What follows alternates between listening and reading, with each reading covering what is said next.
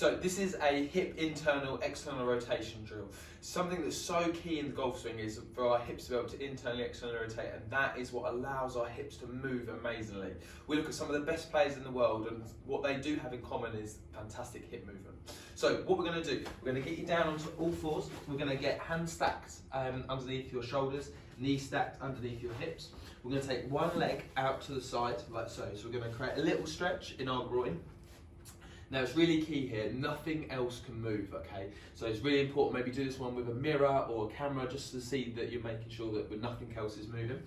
From here, what I want you to do is feel a bit of tension in your core, and what we're going to do is we're going to try and rotate this upper leg. I want you to try and point your knee as high to the ceiling as you can without anything moving from low back, so no compensations.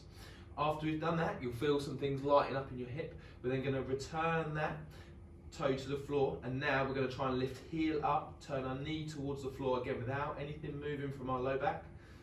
And again, hold for a breath, come back down, and then again, just try and turn that knee.